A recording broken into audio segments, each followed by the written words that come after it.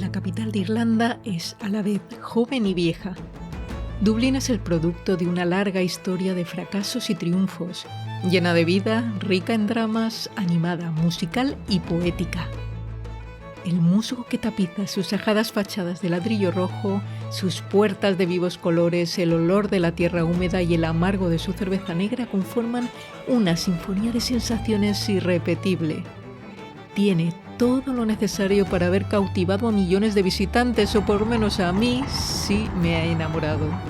Bienvenidos vividores, hoy estamos en Dublín, en el pleno corazón de la ciudad, en el St. Stephen Park.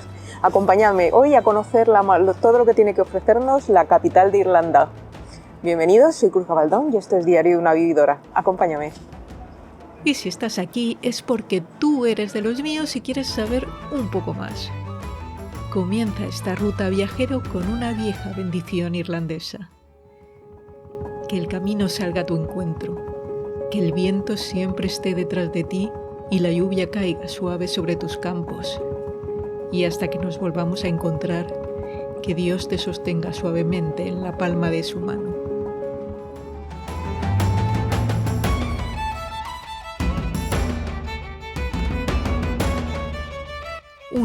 El Trinity College y la Old Library. Si un lugar me resulta irresistible de Dublín, esa es su vieja biblioteca en el corazón del Trinity College. Comenzamos la visita paseando antes por el campus de esta vetusta universidad, cuya fundación se remonta a 1592. Isabel I quiso evitar que los jóvenes ingleses tuvieran que abandonar el reino para estudiar en universidades de Europa. La reina, que no tenía un pelo de tonta, lo que pretendía era evitar que las nuevas generaciones se contaminaran con ideas extranjeras que ella consideraba inconvenientes para sus intereses. Por las aulas del Trinity han pasado nombres tan célebres como Bram Stoker, Oscar Wilde o Jonathan Swift, entre muchos. Un dato curioso es que en esta universidad no pudieron estudiar los católicos hasta 1793. Peor aún lo tuvieron las mujeres, fuese la que fuese su religión, que no fueron aceptadas hasta 1904. Respecto a esto, hay una leyenda urbana que dice que el último rector en mantener esa misoginia fue este señor, George Salmon, rector de esta universidad desde 1888 hasta 1904. A él se le atribuye haber dicho que una mujer ingresaría en el Trinity por encima de su cadáver. Over my dead body. Y así fue. Es difícil que llegues y puedas visitar la biblioteca si no has comprado previamente la entrada.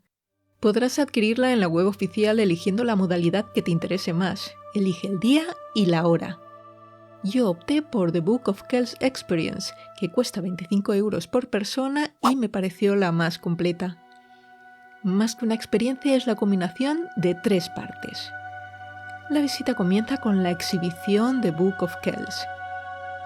En conjunto, las bibliotecas del Trinity acogen más de 2 millones de libros y 2.000 manuscritos. No obstante, el más famoso de ellos es un antiguo manuscrito realizado por monjes celtas que incluye los 4 evangelios del Nuevo Testamento, escrito en latín y decorado a mano con bellas policromías. Fue localizado muy cerca de la ciudad de Kells y se data en torno al año 800 de nuestra era. El manuscrito en sí se visita en una sala llamada El Tesoro, con fuertes medidas de seguridad en la que no está permitido filmar ni tomar fotografías. Tendrás que venir hasta aquí para ver con tus propios ojos este ejemplar único que forma parte de la memoria del mundo de la UNESCO. A continuación se visita el Long Room de la Old Library. En la actualidad está siendo sometida a un cuidadoso proceso de restauración. Y curiosamente, el proceso se llama decantación. Vamos, igual que cuando se prepara un buen vino para consumirlo. Suspendida en el centro de la sala flota Gaia, una maqueta de nuestro mundo realizada por el artista Luke Jerram. La madre tierra con 6 metros de diámetro nos recuerda la fragilidad y belleza del mundo que habitamos. Para mí es también una metáfora. Una biblioteca, o quizás solo un libro, pueden contener un mundo. A los lados se alinean los bustos blancos de filósofos, escritores y pensadores. Hasta hace muy poco ninguna mujer formaba parte de esta exclusiva selección, algo que han querido cambiar recientemente introduciendo 4 dignas cabezas pensantes femeninas. En esta sala se exhibe la única copia que se conserva de la Declaración de Independencia, que se firmó en el alzamiento de Pascua de 1921. Completan la selección de objetos únicos la bellísima arpa de Brian Boru. Bueno, en realidad no pudo ser suya porque es de varios siglos después, pero bueno, ¿eso qué importa? El arpa más antigua de Irlanda descansa silenciosa en una vitrina para ser observada. Es el modelo en el que se inspiran muchos símbolos irlandeses, uno de los iconos más bellos con los que puede identificarse una nación.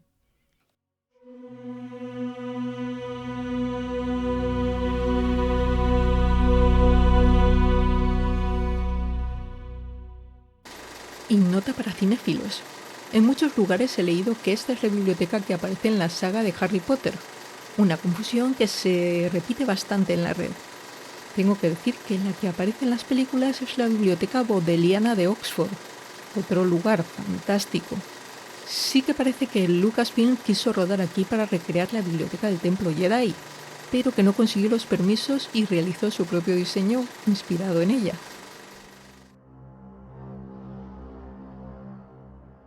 Un contenedor rojo en el centro de un jardín protege una excelente instalación audiovisual, la tercera parte de la visita.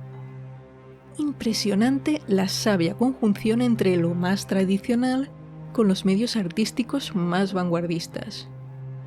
En la vida secreta de las colecciones escuchamos conversaciones imposibles entre bustos ilustrados, o comprobamos cómo las letras de un manuscrito cobran vida y echan a volar.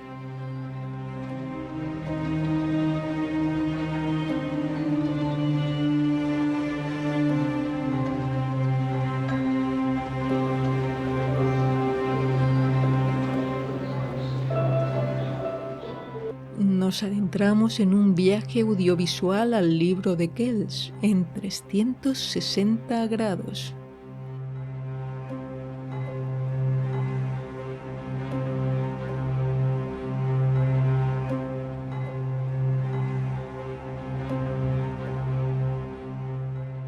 O bien reimaginamos una All Library virtual, un homenaje a los tesoros escondidos en las bibliotecas. Yo amo las antiguas bibliotecas. Como Borges, soy incapaz de imaginar un cielo en el que no exista una preciosa biblioteca. Creo que todo lo demás puede ser opcional.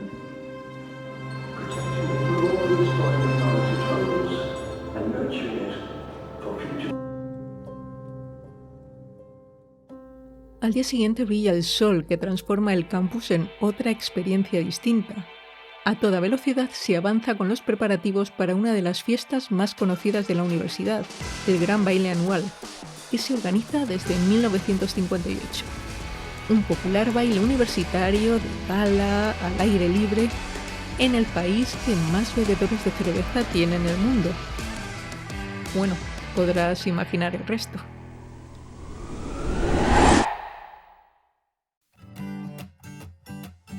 No te pierdas los siguientes imprescindibles de Dublín.